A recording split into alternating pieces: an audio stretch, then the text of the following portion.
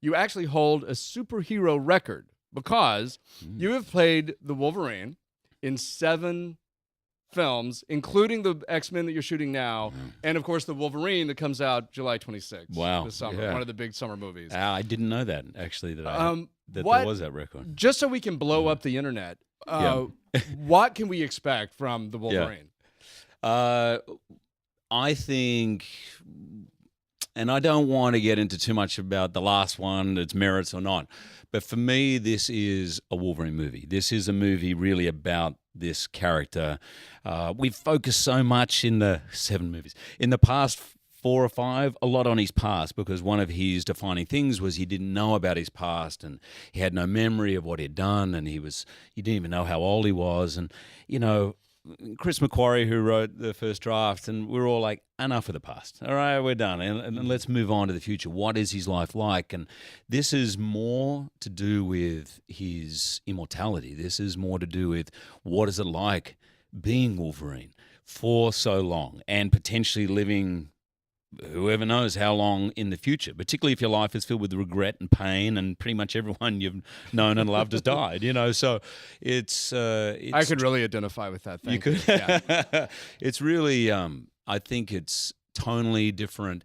It's based on the very famous fan favorite, the Samurai story. The action is fantastic, but it feels very real, different from the other movies. There's not wall-to-wall mutants so much in this movie. It's very enigmatic. It takes place in Japan. There's a whole new palette. Everything about it feels fresh. And actually, it was I was just reminded, it was actually Darren Aronofsky who was going to direct it at one point. Right. His idea was, we're not going to call this Wolverine 2 because this doesn't feel anything like the first one. We're going to call this The Wolverine. And I think it earns the title. Why the word "the"? Is that from the comic books? No, that was just a statement of, you want a definitive movie about this character that I know comic book fans love, and this is it. So this is the Wolverine. And yes, you may have seen X-Men 1, 2, 3, whatever, the first Wolverine, X-Men Origins.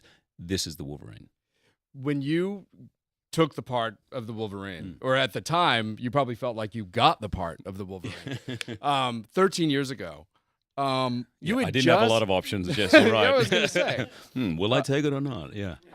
You had been playing Curly in Oklahoma. Yeah. So who was the guy that said, "Oh wait, there's a fellow from Australia playing Curly in Oklahoma on the West End.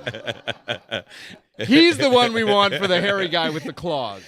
I have to hand it up to a great Hollywood producer, Lauren Shuladonna, because my first test I did for it was they were doing this worldwide search.